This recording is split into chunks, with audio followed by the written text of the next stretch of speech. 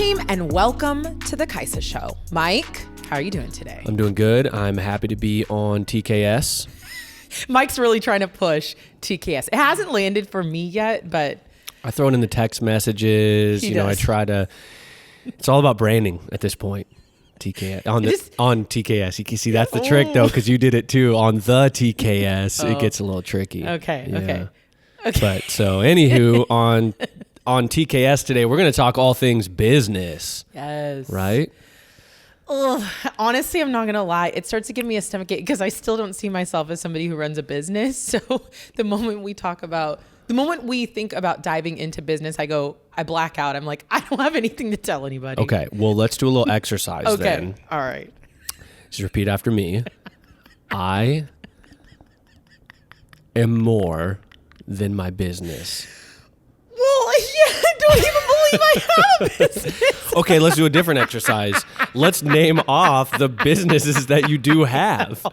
All right, we got Just Move. I'm sweating. My hands are clammy right now. We got Just Move. Start moving. KaisaFit. And Smart Training. And who knows what else you do when we're not around.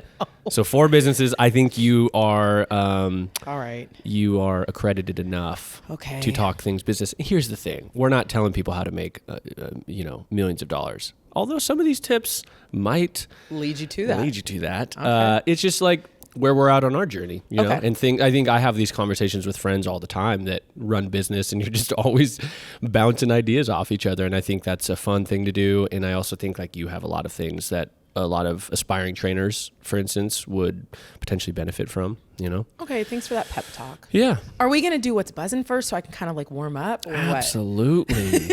Of course. Okay. I always start. So how about you start? What's buzzing in your world today? Okay. Ooh. It was, I didn't bring it with me. Oh. Yeah, I know. But what I'm buzzing on today is my new trap bar. Oh, no wonder you didn't bring it with you. I like show and tell, like throw it over to you. You'd probably just take it and fucking start doing some squats. No, you don't do squats with a trap bar. You probably could. But the point is when I worked out, did the workout with you and Luca, I think it was the first time I'd ever used a trap bar for deadlifting. Oh. I don't think I've used them before. Pretty sure I haven't. Game changing. Yeah. And I liked it a lot. And then I went back, I have a regular barbell, and I was doing barbell deadlifts, and I was like it was one of those things where I got the taste, and then I made all the excuses for why I don't like the barbell anymore, even though the barbell's fine. Yeah. But trap bar's better. Yeah, I think it is. And so I'm not typically an offer up guy. Here's why. Everyone always talks about how they saved like hundreds of dollars. Like my brother was like, oh, got a new sauna. And I'm like, that's sick. He's like, yeah, offer up. Guy wanted $2,000, offered him $400 cash. He took it and I got a sauna. I'm like, what? Like I look for saunas all the time on offer up, and it's like, they're like $200 cheaper. Really quickly. Also, it's a sauna, not a sauna. Oh, sauna. Yeah, it's Finnish. So sauna. Okay. This is, your heritage. I'm sorry. Oh my God, we're jumping all over, but the Finnish store I told you about closed. No one knows what I'm talking about, but I found this Finnish. So Kaisa is Finnish, which means she's very experienced in the sauna. And I found this Finnish store near my house. And I was so excited, and they had cool things in there, and the lady was so great, and I loved her, and like she seemed so confident that this is going to be around forever. And then literally it's only been 2 months, and I went there the other day, and I was like, oh, let's go check out the Finnish store is finished. It's over. I can't breathe. Oh my gosh. Maybe it was just like a pop-up shop. No. It wasn't. And you know what it said? Actually, you know why I loved it even more? The lady wrote a note. There's a note, and it was like totally like her handwriting. You could tell. I could when I read it, I heard her voice, her fun Finnish accent. She was so great. And it was like, got sick of the rain, ended up moving to sunny California. See you around. I'm serious. No way. Yeah. I was like, that's the greatest closing sign. I'm so happy for her. Yeah, literally that ended on a positive note. Yeah, and I want to look her up if I make it down there. Anyways, trap bar is what I'm buzzing on. That was a little bird walk. I don't know how that even happened. But anyways, OfferUp. So anyways, I never get good deals on OfferUp. It's always like, why would I not just like buy it new if I'm saving like $50 to $100, right? Like, and then I don't have to deal with the people on OfferUp or Craigslist. It's always the worst. Anyways, saw this trap bar, $125, and I was like, oh, that's cool. That's not that bad. That seems like a good home addition. Look up the trap bar, and it was like $500. So that immediately sold. I was ready. I was like, yo, are you available today? I like switched plans around, did the whole thing, took my kid with me. Like it was a whole event, but I'm so excited. I did a little workout with it. You know, it was great. I love it. It is a game. I do think trap bar is a game, especially for people like you and I who have a little bit of a back that speaks to us occasionally. I think just having the handles of the bar be on the side like that is just a different setup. Yeah. Do you feel like OfferUp? I always feel like that's a little sketchy to go meet people. Maybe I'm just like, it's like the... Yeah, I mean, here's the thing. I typically don't think of that until I'm there. In this, I'm not going to lie. Like, when we walked up, I was like, oh, okay, here's the house. And then there's like chickens in the front yard. And no knock to chickens. I like chickens. But like... Oh, this person didn't meet you somewhere. No, a lot of times you just go to their house. What? Yeah. Why would you want somebody coming to your... But here, yeah. So check this out though. So I pull up, and it's always kind of like I do a double check. Is this the right address? Like is there any other notes? You loop around the block. No, we sometimes do like drive by. You know, to make sure you don't see anybody kind of creeping, ready to take advantage of you. Your $125 cash in the shirt pocket. So I do a little quick check.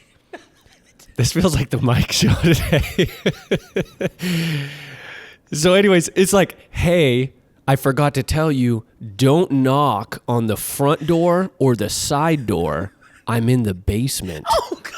And I was like, oh, shit. Okay, this just got a little... And you have River with you. Yeah, which then I picked him up because I was like, oh, maybe he won't want to like kill me if I have a kid. So but then the bad part of that is then I'm like, what if he wants us both? That sucks. So I should have told River to get ready to run. But anyways, I go knock on the basement door, and the grass was a little overgrown. It felt a little, unsavory. But here I'm getting a $350 discount on a trap bar. So can you edit out my laughing? No way. I can't breathe. That's what we all love on TKS. Okay, anyways, keep going. Long story, really long. He opens the door. He's like, "What's up, buddy?" And I was like, "Oh, this is fine. This guy's cool." He was wearing these No, fun. you were like, "I can take him." No, I mean, come on. I was sizing him up a little bit. He looked like he'd done some years of hard construction, kind of that old man strength. But I knew I was quicker. Yeah, for sure. You hit that knee. That's always the trick. With someone older, you go for the knees. The knees. Mike, what did you have for breakfast? I just had my perfect bar. Oh my gosh, you are on a roll. And you got me an oat milk latte, which I really appreciate. That was good. That was a game changer. Okay, the thing is, I've been off caffeine, and I've had 3 cups of coffee now this morning. Oh, I'm on. Yeah, I'm bouncing off the ropes. Okay. So that's what I'm buzzing on, the trap bar. It's been great after one use, but I'm excited to keep building it. And I want my wife, we're just starting to do strength training with her, and she gets a little back. I like what you say, look back. Her back talks to her too a little bit. And I think the trap bar is definitely, it's a little easier to, what is it easier for? Well, no, because the weight is not out in front like that. And so the There you disbursement is a lot different when you're holding it on the side. You can, and like if you need to, you can kind of like squat it, like especially when after the set, like to set it down, where you can't really do that with, unless you want to. Less hingy. Bloody shins. Yeah. That sounds like a punk rock band. band. Yeah, it does. That does. Okay, that was a really long buzzing. What are you buzzing on? Okay, well, mine is in a different direction, but we've talked about her before, Esther Perel. And she has a game that came out. And I am somebody that I like to dig deep in conversations, but sometimes it's like hard to figure out where to jump in or how to start. And so the other weekend I was like, I bought Esther's game. What's it called? I I don't know, but it comes in a really beautiful Like a blue card box. game? It's a card game. It's such a cool idea. It's a card game, but essentially what it is conversation starters. And so she has different packets depending on if they have a different color. Like you take out the pink triangles if you're at work because it has like more sexual questions, or like you have these ones with family. So I was with my girlfriends the other weekend. We went to a cabin. I was like, this is gonna be the perfect time to test this out because we've known each other since we were 12 years old. So we know a lot about each other, but I was like, let's dig deep this weekend. It was so awesome. For anybody that's looking to, it's not a game like you're trying to win a game. It's just, it is genuinely a conversation starter. And so we just would go around in the evenings and play the game, and then it would spark conversations. Next thing you know, it was like 3 a.m. So if you want to get into some deep conversations with the people in your life, I would highly suggest this game. And I think you can just go on, I got it when she came into town. I think you can just go on her website and get it. Yeah, I'm sure. That's cool. It's funny how like when you're younger, you're just like, I don't give a shit about you. I just want to have a good time this weekend. Then you get older, you're like, I really want to get to know you better. Yeah, but it was crazy. Like literally, I have known these women since I was 12 years old. Yeah. And the conversation, like the prompts for questions would lead to things that I was like, we would have never had that conversation, or you would have never brought that up, you know? So it was really cool. Definitely, it's very intimate. So I wouldn't just say, just go and play the like game a happy with a stranger. hour. Yeah, it's not necessarily that, but yeah, I thought it was a really cool game, and I would highly suggest that. That's cool. The other day, that reminds me, I follow this website, I suppose. It's called Fatherly. I've followed it since I became a father. Some of it's good, some of it's kind of clickbaity and annoying. But like, I saw this one, it was like 12 questions to ask your dad before he dies. Oh my god! And I was like, Jesus, how do I not click on that? Like, you know, like in the sense of like, yeah, like I should probably look at this. Yeah, like these are probably absolutely. like things I should. Can you send that to me? I need to know. So I go to it and I'm like, oh my God, like these are, I've never asked my dad these. I don't know the answers to these questions. Like, wow. And it made me really kind of like, I think again, you get older and you start thinking about this shit a lot more. And I was just like, okay, I need to set up a time to like interview dad with these questions to learn about legacy and sort of like his experience. You kind of just like, you can just run through life not knowing that much and about not really, people. Yeah, not connecting that deeply. Like if you don't know that much about people, then you don't have an opportunity to connect on a different level. And I think that's where the overarching theme of all of us walking away from that weekend was like, we feel so much closer together because we were all super vulnerable. Like there were a lot of questions that were very intense. So it led to very intense conversations. And you also realize by the time you get to our age, you have lived so much of your life and a lot of the experiences like you've kind of just had on your own. Like I think there's a lot that we keep to ourselves. And unless somebody asks a question or dives a little deeper, and maybe in therapy you kind of go through it. But other than that, I'm like, oh my gosh, like there's so many things that are major pieces of my life that I realized like I haven't even shared to the people that I would say are like my best friends. So it was cool. It was really cool. Absolutely. And it's fun to let those stories go, you know? Yeah. And exactly. Yeah. I feel like we can go on that. But I think that, yes, like that's like when I was talking to my friend Greg on the way to work today. It's just like we just share everything, and I don't share a lot of that with a lot of people because most people would be like, what the fuck are you talking about? This is boring. But like for whatever reason, Greg and I are really interested in what each other are saying. And we're like, oh, that's great. I'm going to use that, you know, or like you had that experience. And it's just, I love that kind of sharing. But you have to be, not everyone might want, you know, pick and choose the group you might want to play this game with, right? Like you kind of, that's the one thing about this stuff is not everyone, we've talked about this, not on the podcast, but I forget your metaphor or whatever, which was like floaters and sinkers or deep Oh yeah, thinkers, deep sea divers. Yeah, like not everyone always wants to like have a deep conversation. Yeah. There's just a lot of people who surface level, and then that's not always bad. I think it's easy to be like, well, they're just surface level. It's like that. There might be a lot of reasons why they're surface level. Probably living the best life ever on the surface, or they have like trauma and don't want to go deep and like unlock something right now, Totally. right? So I think it's those conversation games are great for people who want to have conversation. Yeah. Or one time Esther did say they're also great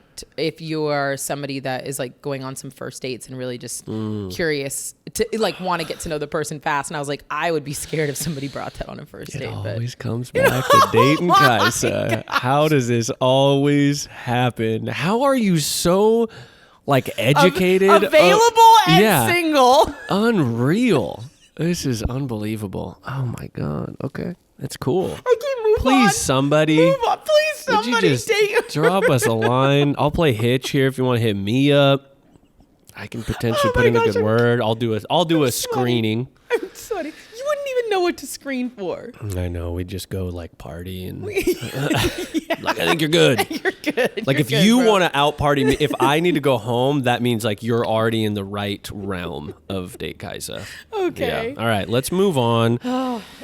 This is just a wild one out of the gate here. A walk in the park. What'd you say? Oh, no, bird walk. Bird walk. I don't know where that my wife said it one time, and I love it. It's just like when you start talking about something else. Yeah. You know, and you're just like, hold on. In the park. We're just going to take a little bird walk real quick, you know, and I think as long as you acknowledge it, it kind of makes it okay. Yeah, I always think our bird walks are interesting. Yeah. So. Go deeper. Yeah. Keep going. Hopefully other little people birdie. Do. Okay. Business. Speaking of business, what is the business with your cup over there? Are you sipping on like a mimosa or something? Oh my gosh. For anyone that can't see, I have a black Solo cup in front of me. No, it's 10 a.m. I mean, I wish it was a mimosa. It's not. It's coffee. Oh, it's coffee. I didn't want to represent the company that was in. That was my coffee cup. God, you have to be so strategic. But I would like to represent this. However, if you're interested in an energy drink, that's I do have a lot going on here. I've got energy drink and coffee. I think that's like your thing, though. You always have a lot going on. Yeah, I always have a lot going on. Yeah, so anyways, no mimosa. This is just coffee. Cool. Okay. Less exciting, but seems fitting for a business chat. So, okay, we are all over the place, but we're going to just dive in. And disclaimer that, like, this is not professional advice. This is just what we've gone through. Yes. Things that have helped us, and it may help you. Yeah. So take it or leave it, but this is not the word. And hopefully it'll just, even if you don't take any advice, it's just like get you thinking about some of this stuff. Because it'd be helpful. Yeah, absolutely. What should we start with? You want to just start with, why don't we go, should we do listener questions real quick? Let's just do one. Let's mix it in a little bit. Okay. Let's do a listener question. Okay. Let me pull that up on the old iPad. And while he's doing that, just remember, if you all have questions, or if any of you have questions, any questions, go to KaisaFit.com/ask, and you could actually record your questions. So that's how we get to play them here on air, which is really exciting. We actually get to hear from you all. Yes. Okay. Gosh. Let's see. And I haven't heard these, so let's go with Sunny. You know why I'm going with Sunny right now? Why? Because Sunny, their email is, I don't want to say their full email, but at sunnybayfitness.com. So I'm just like, shout out to Sunny for already owning the domain and having the email. This took me about 10 years before Mike still is at gmail.com. No, check it out. You know I got MikeFolden.com. You still use the Gmail one. I know I do, because you get hooked. Yeah. You can't get out of it. All right, anyways, Step we're going to number 1. get your domain and get your email set up. So let's play Sunny. Hey, Kaisa. My name is Sunny Bain, and I wanted to ask you what advice you would give to a trainer that was running their own business, 5 years into the business, and has a full book, now opening a small training space, and I am going to be hiring employees and managing a team. So what advice do you have for me or other trainers in this new beginning? Thank you so much for doing this, Kaisa. I love your podcast. I love all of the motivation and inspiration that you give to the world to move your body. Have a good day. Wow, that was a good, here's the thing. Sunny. I didn't screen that. Oh, that was such a good question. I know that was such a good question, but now I'm going to have I want to be able to answer these questions. So That's I have zero experience running a space. Yeah. I have zero experience opening a studio and having employees in a space. So first and foremost, I would just say I actually wouldn't be able to give the best advice there. I think Luca would be able to give incredible advice there. And I know that he has courses and places that he does that. But how do we, let's give a little bit more info on that. So where would someone find Luca? I mean, I think you just hit him up in his DMs. But Luca what's his? Hocevar. Okay, Yeah. Luca Hocevar. Yeah. Or if you go on my on page, you'll Instagram. see. Yeah, I Yeah. take him all the time. But what I would say before you go further is like Yeah. you do have employees, you do manage a team. So maybe it's not you don't have a fitness studio that you've hired employees, but maybe you could talk about how you found your team or recommendations. Well, okay, that's a good point. I think that the team is a reflection of you. So I think it's really, really important as somebody who's running a business to constantly be working on yourself and working, like taking care of yourself, not just through movement, but I do as much as I possibly can, like with therapy, like with everything, because I think that the healthier I show up in the world and to my team, then the healthier the whole is going to be.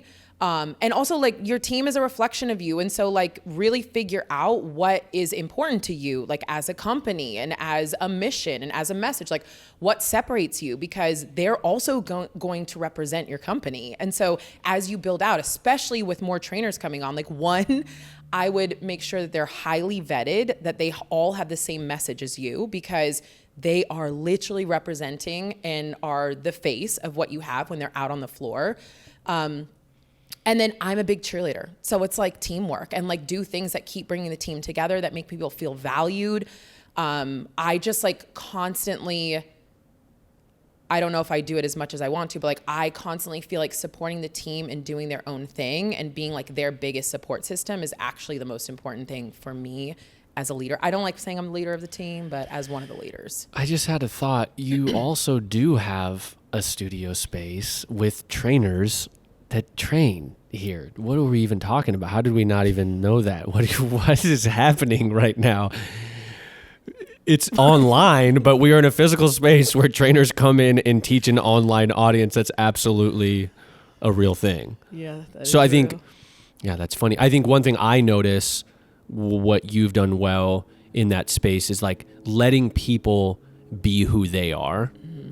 And so I think that could go two ways. Either you need to find people who want to mold into what you are and like your brand and whatnot. And it could maybe be twofold, or let them bring in a different like audience. It's something you're not, you don't, whether it's maybe a modality of training, like yoga, like, do you need to learn yoga or do you want to just stick to your thing and bring in a yoga teacher or whatever to your fitness space? But I think like, you seem to do a good job of like, they need to believe in the higher belief, right? That like, we don't move for weight loss. We don't move for, to change the way we look, right? We move to feel good. Yeah. I feel like I'm on the spot right now of making sure I nail the core fucking values. No, you have that. It's so true. But this is like this overarching thing when you're saying this. I think one of the other things is like, you really got to be able to check your ego. Because for me, like when you're talking about this studio and this space and having the trainers come in, I really want them all to be stars. And so I think like, depending on what type of space that you have, you really are not going to set up the healthiest environment. And I've seen it in the first place that I started in person, where if that head person wants to be the star and everybody has to be beneath them, you're never going to set up a healthy environment. You're never going to set up an environment where, like people really get to grow into the best versions of themselves, because you're always some way going to step on that and try to squash it. So I think as a leader also, like, you have to be really comfortable and confident in like, you might be leading from behind sometimes, you know what I mean? Like your goal, if you want to have the best studio space or the best online space or whatever you're doing with a team, like the goal is for your team to shine. Like the goal is to like help them bring out the best versions of themselves. And sometimes they're going to shine brighter than you. And like, you got to be okay with that. That's cool. I mean, it's sort of in the DNA of being a coach. Amen. Right? Your clients, you're trying to get them, like your job is to get them to be their best. Yeah. Like use that same practice in your business. Like coach your employees or your contractors or whatever. Yeah. And to add to that, I think like one thing I noticed, the kind of the only gym I've really been a part of that was like really like a community was a CrossFit gym years ago, and made a lot of great friends still to this day. And I felt like they did a good job at the time of kind of letting coaches like run with some ideas, as we've done here with Just Move too. And like, I remember specifically a friend, Tyler, he kind of just had a more weightlifting like vibe, like Olympic lifting. And he would go and they'd pay for his certifications to like do more Oli lifting stuff. Then he set up like a night, 2 nights a week in this like kind of basement next door, strictly for Oli lifting. He would write a program and it was very casual. Like there's like old couch And like people would bring in beer, and you'd like lift, you do these lifts, and then you would like sit down and hang out and have a beer. And I was like, wow, he created a community of his own within the community. And that was cool. Yeah. Like that was, and I see that happening with our coaches. Like they get their own little community of subscribers, you know, to follow their workouts like on Just Move, which is like huge. Which is everything. I mean, I think it just goes back to supporting them to be their own individual and like to bring out the best version of themselves. What a great kickoff question. Thanks, Thank Sonny. you, Sonny. So I think we should just go into the big one, which is like, what is your big goal? Like we talked about. Yeah. We actually did a little brainstorm on this podcast yesterday, which was nice. Yeah, try to prepare. And I think I'll just kick you off with, you had said like, what's your North Star? And I'll let you sort of just like roll. Yeah. Well, so I will go back a little bit. When people come to me and say like, how do I start a business? Or like, what do I do? There's a lot of breaking it down to figure out why. Like, why do you think that's something that you should do? What do you want to do? Like, what is this thing? Because I think a lot of people, the first thing is like, I want to have my own schedule and be able to make a lot of money. And like that, great. Like I love that as one of the things, but you really have to have more than that in order to go out and create your own business. And so one of the things that I tell up and coming trainers is like, what is your purpose? Like, what is the thing that's your anchor point, your North Star that you always come back to? What's the thing that makes you different than other people? What is the product that you're offering? Like, what is it that is going to create the company and hopefully the successful company that you want to build? And also, what is that thing that you are forever motivated by? Because it is a roller coaster ride. Like when there's low lows, you have to be able to be so attached to that thing that it pulls you through those times. So for me, it's like finding the purpose. My purpose was always that I wanted to bring movement to the masses. I wanted to get more people to move, which meant I wanted movement to be affordable and accessible for everybody. And so that was always, even as day one trainer in the industry, that was always my North Star. I couldn't tell you how I was going to get there. I had no idea what the road was, but I knew no matter what, 15 years ago when I walked in, that like, that's what I wanted to do. And I've stuck with that. Mm-hmm. Yeah. And I think like, what's funny, I had to do this little problem in my head, but as you were saying that, you started with, if you say that you just want time off and a lot of money, I was like, well, that's not like, there's no shame in that. Like if that's someone's goal. However, then I was thinking of this thing that I'll never forget, which is, it's sort of like a business strategy to start a business, which is like, what would you do if you didn't need to make any money? And I think when I thought of that question, as you said, that was like, well, if you didn't need to make money, you already have time off and you don't need money. So that there's sort of a hole in that goal, right? And like, and I think the point, what we were talking about yesterday is, how do you stay motivated when shit's not going well, when you feel overworked, or when you feel like no one's coming to the door? And if it's just is like, I just want to make a lot of money, if that's the goal, or I just want a lot of time off, like that might not be the driver. Is to, I want to get X amount of people moving. I want people to feel better in their bodies. I want whatever that mission is. It doesn't matter. I think that's where you have to have something. This comes back. We talked about this even with training, like just to have, like, if you don't have a solid purpose, then you're probably not going to have like a solid fitness journey. Cause there's nothing to sort of like, when the time gets tough, when the obstacles come up, how are you going to keep going? Yeah. Or there's like the employee versus the employer mindset. And like, I think being an employer, being somebody that owns a business is always glorified. And I think it's not for everybody. Like that's the other thing. Like we're in the world of like, everybody should be an entrepreneur. Everybody should start their own business. And there's so many people and personalities that like fit so much better by being an employee and like would have such a happier, healthier life by being an employee. So first and foremost, I think I would say like, not everybody needs to start their own small business or be an entrepreneur. Like we need to kind of like that whole glorification of that. Like we could just pop that bubble right here. I just always knew for me personally, I will say like, I didn't necessarily know that I wanted to start my own business early on. I just knew that I had something that I kept searching for and didn't find. And so I kind of kept outgrowing my spaces, which led me to building my own thing, building my own business, and then constantly kind of like evolving that. And now, which has led to where I am today. It's not like I started out and said like, I have this idea and I want to be, you know, a business owner. Never was that the case. It just evolved. But going back to that, I think it's really important now, especially if we're talking to trainers and you want to start your own business, there's a lot that goes into it. And I think for you, especially to be competitive in the space, if you want to go online, it's really figuring out like, is that the best thing for you? Is that the best thing depending on like all of the things that you want? If you want money, you want time off, you know, you want to be able to put your message out there. Like there's a lot of platforms, there's a lot of spaces that allow you to do that where maybe you're not running your business. You're putting your business underneath a different umbrella. So yeah.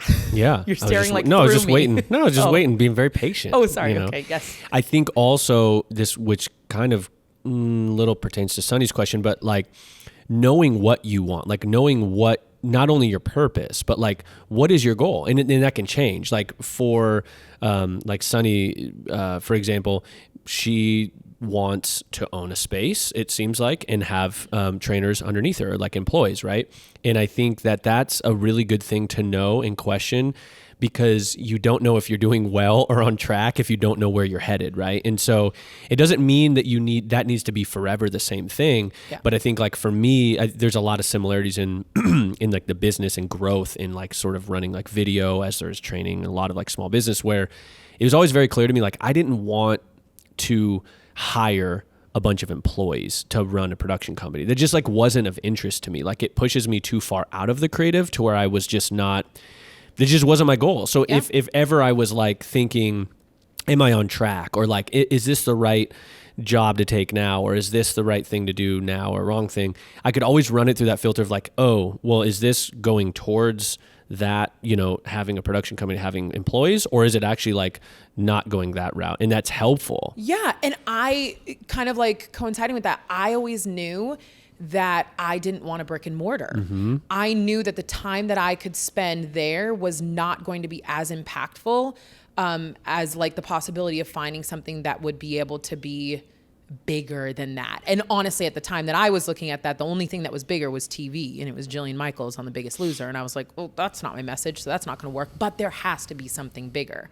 And so like I knew that wasn't going to be an option for me. So yeah, I mean, I do think it's important figuring out what is that North Star, what is your purpose and your mission, and then also just figuring out like what are some of the ways that you're going to get there. Or maybe a lot of what I've known is what I don't want. I don't always know what I want, but I know what I don't want. And I think that that's also helpful too. Mm-hmm. Yeah. Yeah. And comparison is the thief of joy. I love that quote. And I think in the space, you know, say you're a trainer and you have all these trainers around you and you're like, oh, well, Susie's opening up a gym and James is fucking got his online thing. It's easy to just think you're doing less if you don't know what you're actually trying to do. And you're like, oh no, that's cool for Susie. I'm stoked on her gym. Like, I don't want a gym. Yeah. And that's fine. So there's also this like, this confidence that, you know, because you get hit with a lot of challenge when you start working for yourself. And I think it's a great thing to have that North Star. Yeah. And I will say again, I just can only relate it back to my journey. But so for me, I grew out of the studio that I was training at because they wouldn't let me run my own like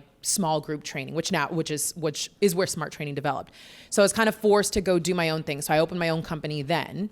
And then when I was there, it was the same thing. Like I had done enough work on myself that I was very connected to knowing that like, I still feel a little empty. Like this isn't the thing. And so another suggestion would always be to not settle. Like it doesn't have, the next step doesn't have to be clear. And the next step honestly doesn't always need to be a step forward.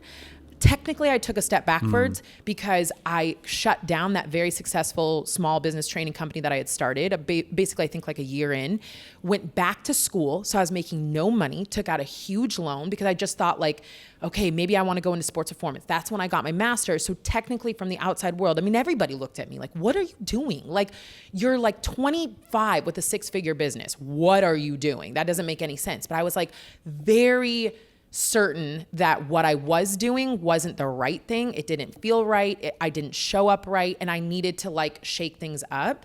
So when I did that, definitely went what would be a backward step because I realized day one, I didn't want to train athletes, but it led me to understand how much I loved general population and how much more motivated I was to bring movement to the masses. And then social media came and this and that. So I would say do all the work that you possibly can to also stay super connected to yourself and listen to that and be willing to be super risky. I just can't think of anything else that would be so great right now except Paula Abdul's song, 2 steps forward and 1 step back. The rest of it doesn't need to pertain, but no, that's true. I love that. Like, move around, like you know, a step backwards or a step sideways is not, don't always look at it as the wrong step. Like it's just a necessary step on your journey. Oh, totally. You know? And I think sometimes those ones that could be looked at as a backward step, you learn so much. Like had I not done that, I don't think I'd be here today, because it solidified so intensely to me that like getting General Pop to move was my mission for the rest of my life. Like I knew it. I was like, I've tried everything now. I know exactly what I'm here for. Like it solidified that. And then because that was solidified, I was ready for the tornado of what was coming up next. Yeah. It's a process of elimination. Yeah. I think, and we've talked about this before, is like knowing what you don't like is actually can be a lot more powerful than knowing what you like. Absolutely. Yeah. That's cool. That's great. Great tips. We also we'll move on to get your ducks in a row. How does that sort of play with you and your journey? And what I mean by that, or what we meant by that, was just sort of like, I'll just list off the things that we wrote, which was accounting email, kind of employees, consultants, but let you roll. I mean, honestly, I would say the first thing was accounting. I remember way back in the day where one of the other trainers in the facility that I was at, like the number one thing he said to me was like, money can be crazy when you're a trainer. You can have a lot of people offering you cash. It's very easy when you start your business to do things underneath the table. He was like, the amount of stress that will cause you to not set up your business correctly from the very beginning is never worth it. Never worth it. Don't skate the system. Yeah. And shout out to Tony, because I'm like so grateful from day one, I got my ducks in a row. I was like, set up my business appropriately, got an accountant, and like basically like ran everything super legit from day one.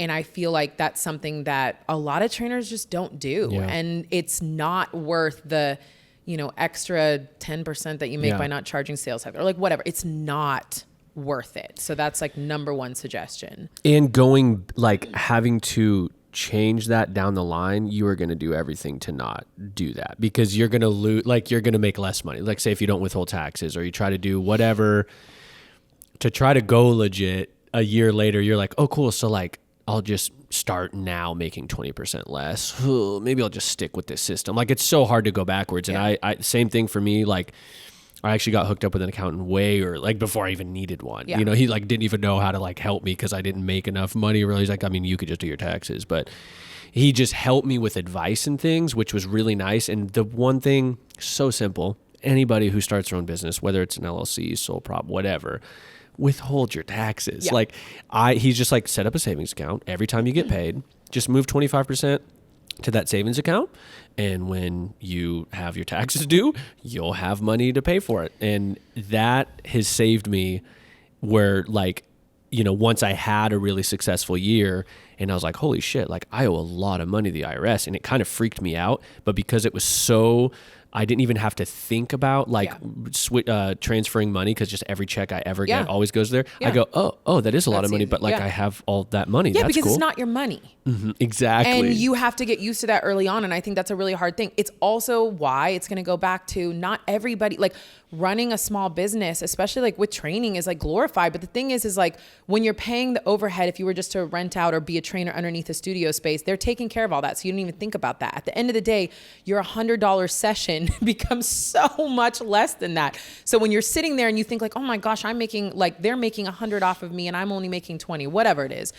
You start to think like there's a lot of that money that disappears when you start to run a company because of taxes and everything else that comes into play. Yeah. And just every year I'm like, oh, I might switch accountants. This happens literally every year, because I'm like, I mean, they're kind of expensive. Like, what do I really get? And then somehow, some way, they pull something out of their ass that like, I'm like, okay. And last year, or I think it was last year, he was like, did you do the PPP loan? And I was like, no, I don't qualify. He's like, no, you totally qualify. He's like, you had these down months, blah, blah, blah.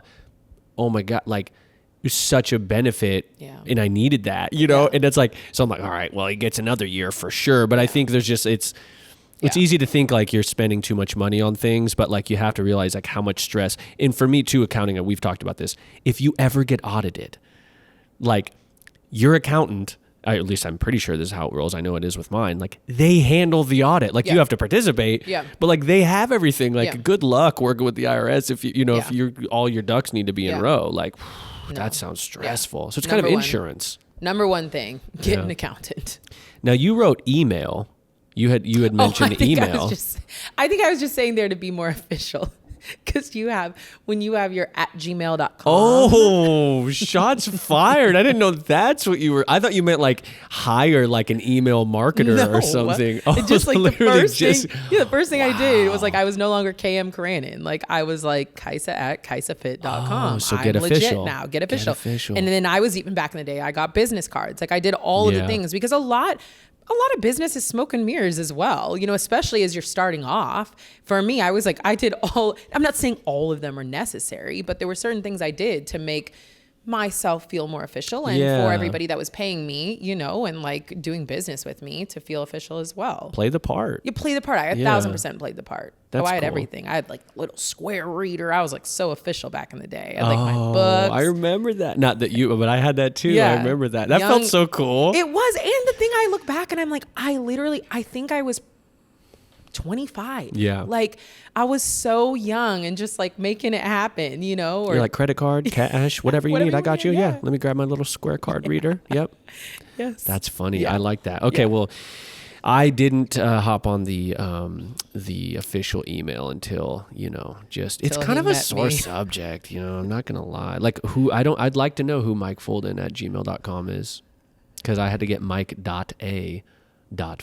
Like how shitty is that of an email? Like it doesn't want to write on any forms. When people ask you, they're like, Jesus, hold on. Let me what is it? Dot? What is the dot? It's really annoying. Okay. I feel like that. I mean, I feel like the ducks in a row. That was. I feel like it was mainly around like accounting. Yeah, just set something. I mean, I think the thing is like you want to build a strong foundation, and you want to really set yourself up. Even if things, I think the moral of our story is, even if things feel unnecessary, you always want to have yourself set up for growth. And there's certain aspects in business where you're going to need help, and you don't want to get in over your head. You know? So ask for help, ask around, hire an accountant. Get all of your licensing, like get everything set up when you start. Yeah. I just had a thought. I just watched it leave my brain. That sucks. That's okay. Hold on, let me look. Can you hold the mic a little closer? There we go. Oh yeah, there it is. Oh, people at home just got excited. Oh God. Wow. I'm bummed out because I thought I had a good point, but we will move on to. So actually, I think this is a good transition. So hiring. What are you saying right now? Do you want to just take a breather right now and figure out what you're doing?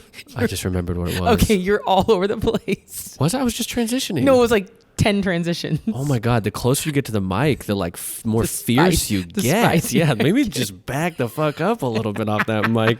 Jesus. You wanted it. Okay. Sorry, I'm just trying to run the show. It's hard sometimes. I was going to say, do you want to play a question while you like try to gather your thoughts? No, let's move on. Okay. I'm nervous. No, trade. I was just trying to find a way to say it. But so how I found my accountant was through trade, right? And so I think when you're first starting out, trade can be such an awesome... What are you looking at over there? Nothing. Oh, I thought we had a live audience for a second. Hello, everyone. Okay. Like trade being super huge for me early on, because you kind of get to like test, different things. Like, do I need that? Is it beneficial? Would I ever want to work with that person long term? Blah, blah, blah, whatever. But like, I got a lot of business out of doing trade. Like, I would go to a gym and be like, hey, like, I'm going to work out here. Like, I could do some photos for you in exchange for a free membership. And it kind of just gets you part of a community, and it kind of grows it faster when you take money. Like, you don't have to pay me. Like, we'll offer each other whatever we do, like to make this thing work versus money. So like, what was your experience with like trade early on? Yeah. So I don't remember much trade when I was actually running the small business in person. But when I started on social, trade was definitely something in my mind where I started to realize I could have opportunities with bigger companies if I was willing to forego my fee that would give me exposure that I could never buy. And so there were a lot of times that my trade would be doing my work for free or showing up for free. I remember very vividly with Beats, like having a negotiation with them where I realized like they're really not going to pay me what my rate is or anywhere near it, but the exposure I get by doing a Beats ad is well worth anything, that I could possibly pay. So certain times like that where it's like a give and a take, I would say don't always be so, certain that you need your fee paid for, this and that. Try to look at things at a little bit like slightly bird's eye view of like what could happen out of that. Or like Shape Magazine, like there were certain things where you never get paid for those things, but I really hustled the opportunity to be like, people seeing me there could possibly lead to something bigger than I could ever pay for. So yes, I'm going to trade my time for that. Yeah, and you could put that little logo on your website, like Absolutely. appeared in Shape Magazine. Absolutely.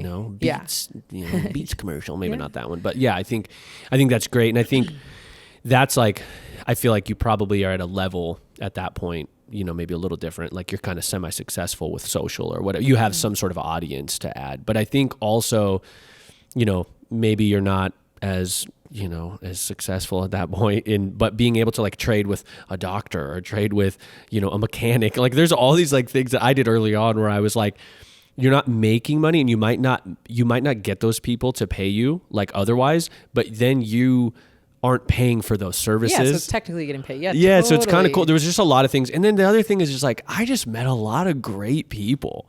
Like some friends that like I am still like, Brian, my tattoo artist, he's like, that started to trade. Craigslist ad. Yeah. I'm looking for a photographer for our new baby daughter. That was like 13 years ago. Yeah. And like, I we're feel like best friends. Photography is a little bit different though. I feel like It that's is. a little easier to trade. I mean, training, I guess you can trade that, but it's a little bit He different. trades though with like trainers, like trainer, like, oh, you work out to get like, write me a plan or whatever. I'll tattoo you. Like there's a lot of stuff. Like, I think it's just also there's different, I think you're a little bit more like pay me, you're a little bit more. Wow. I just got done telling you sometimes I'm not. When it's Beats. When it's Dr. Dre, I forego my fee. Okay, that was a long time ago. Anything less.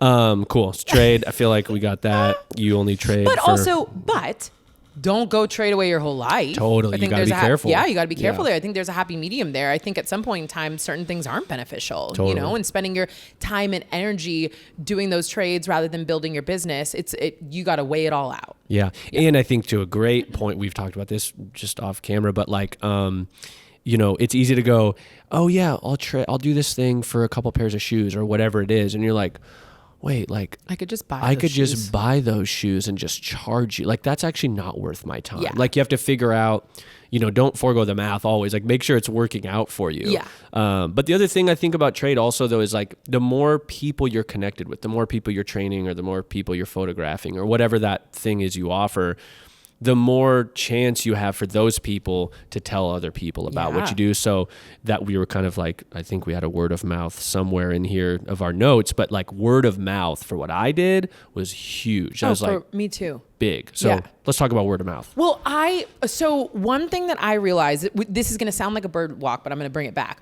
One thing that I realized in training was that there was almost two personalities. So I had KaisaFit, who was the trainer and who was outgoing, and there was Kaisa, who is me, but they're both sides of me. But what I realized really quickly was I am constantly a representation of my business 24/7, everywhere I go, every conversation that I'm having, because somebody could either want, be a future client or connect me to a new client, or in business, connect me to somebody. And so it really forced me to like constantly bring the best version of myself forward.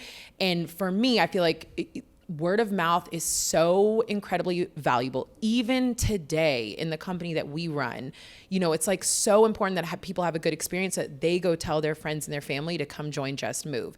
So I would say as a business owner, like always be aware that you are representing your company, even when you're having a conversation with somebody in Target. Like it's not always happening in the gym or in your space. Like no matter where you are, no matter who you're having a conversation with, like definitely try to be bringing your best foot forward. Be a nice person. Yeah. And if you're not, you know, maybe you shouldn't start a business. I don't know. Go work for someone else. I don't know. Bringing it back actually to having like purpose and whatnot, I had a thought of like, if you are going to be an entrepreneur, like which not everybody needs to be for sure, if your purpose is time off and money, it's not all that inspiring to employees. Yeah, no. You know, like you know what I work for at KaisaFit, you know, is for her to have money and time off. That's our goal, right? So it's like that goal might be. Also, it is such a foreign concept that when you're an entrepreneur, you have like time off. Like when was the last time we took like time off? Like it doesn't happen. Yeah, it's constantly on your brain. Yeah, like, exactly. You're not in a place, but it's always it's always on your mind. But in the flip side is like when it's interesting and when it does like one thing that always stuck with me was an entrepreneur said actually is like, what keeps you up at night? And there was many years that when I worked for Kodiak, I quit. I didn't stay up at night. Like nothing got me thinking about work at least and I had this realization. I was like, oh my God, for so many years, I was always plotting and scheming, you know, what's my 5-year plan? Like, who am I going to photograph? What's my goal? How do I write this blog post? Like blah, blah, blah.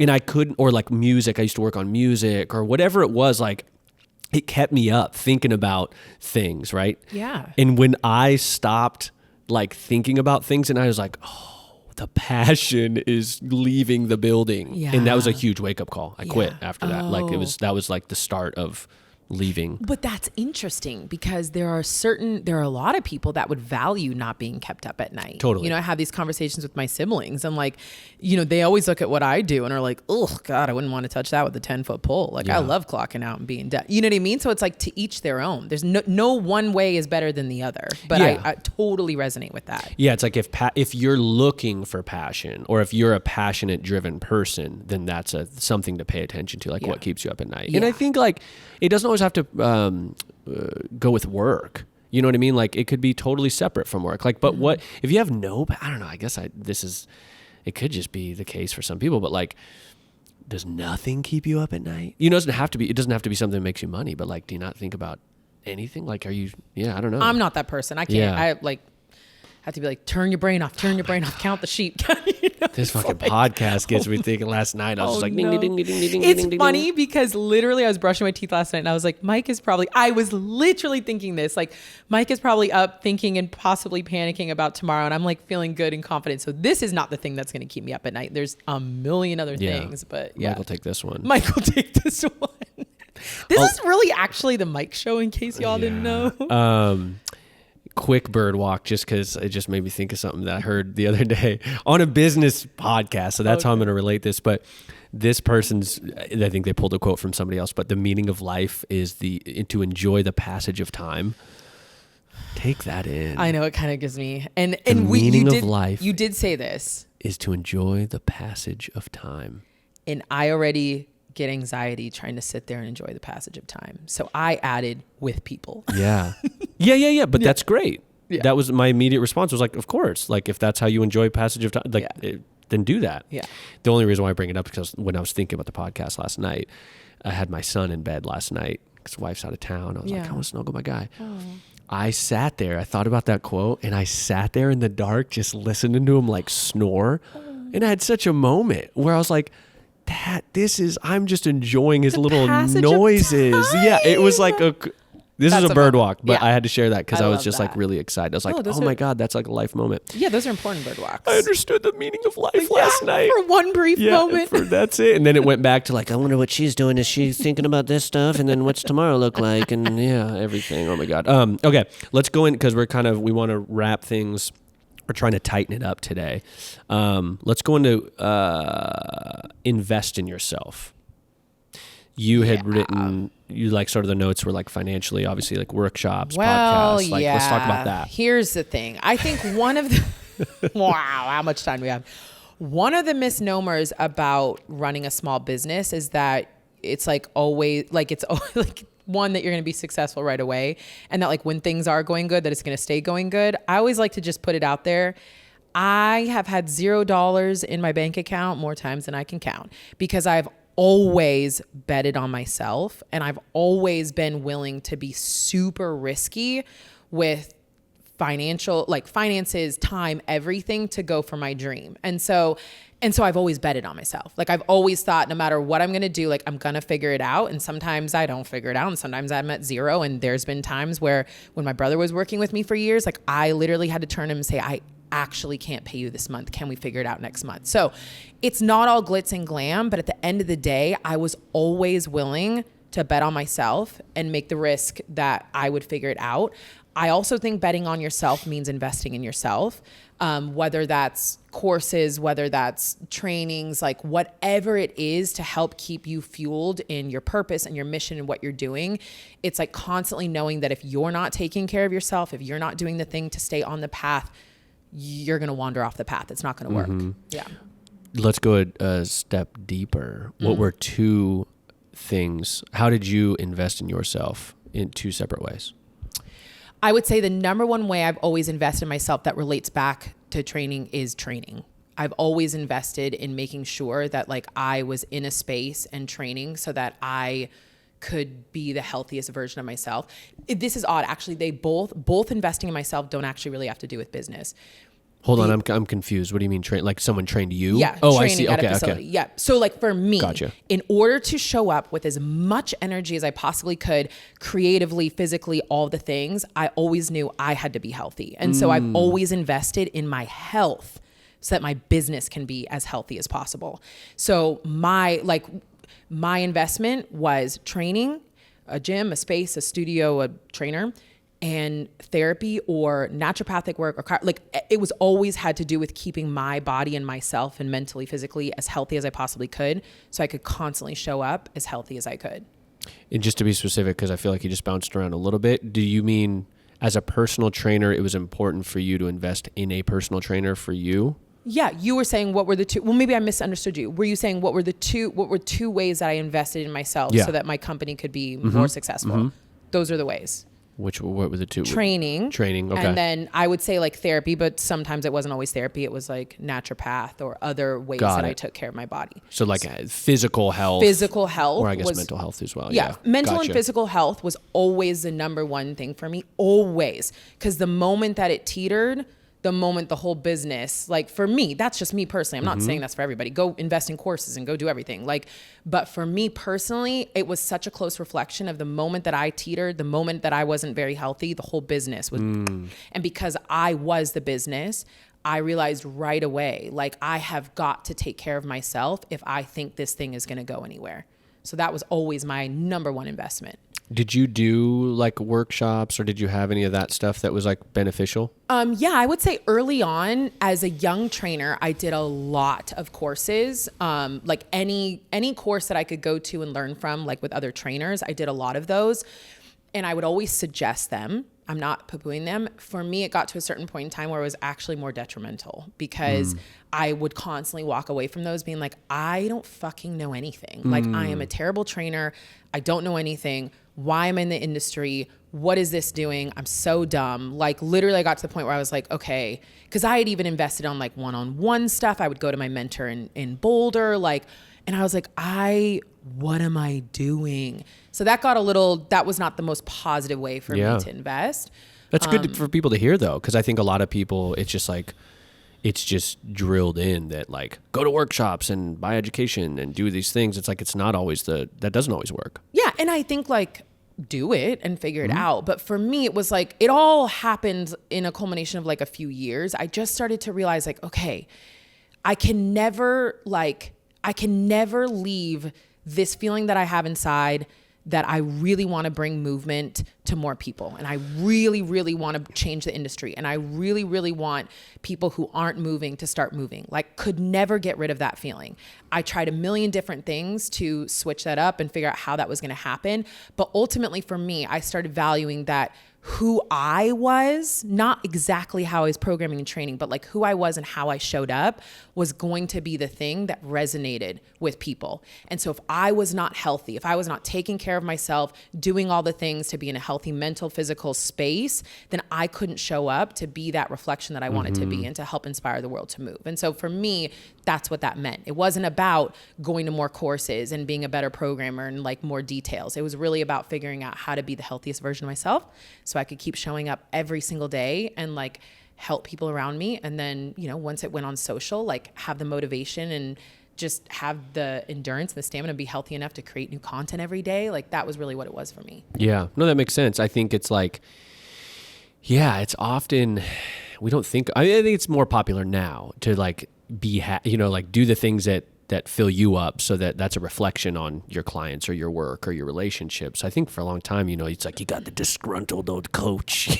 you're like, yeah, oh my God, this guy's like this person's like a really good coach, but man, they seem super unhappy, and then you start thinking like, is that what I want to be? Like, am I leading down that road? So I think that's great. Not what I expected you to say. And I know, sorry, maybe I didn't answer that. No, it's cool. Clearly in the beginning. I think it's cool. I think if you were just saying the same shit everyone says, it's kind of boring, but I think the other thing to like workshops and like knowledge is my experience is like, there's a point where you got to go apply it. Mm-hmm. And there's people that I knew in like my sort of career where they're just obsessed with the learning. And there's no knock to learning. Learning's amazing. But if you actually want to start making money and run a business and that's your goal, then you have to start applying it. And like photography was so like, there was so many people who had so much gear and all the latest and the greatest and like all the things. But I'm like, you never take any photographs, I mean,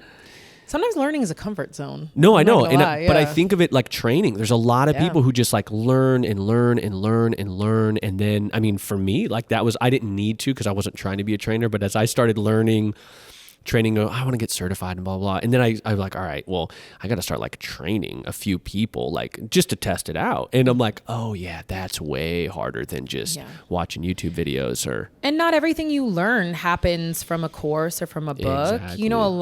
I feel like so much of my growth started to happen when I let go of that and realized like, I'm going to learn in a lot of different ways, and I'm comfortable and confident. I'm starting to be more comfortable and confident in what I bring.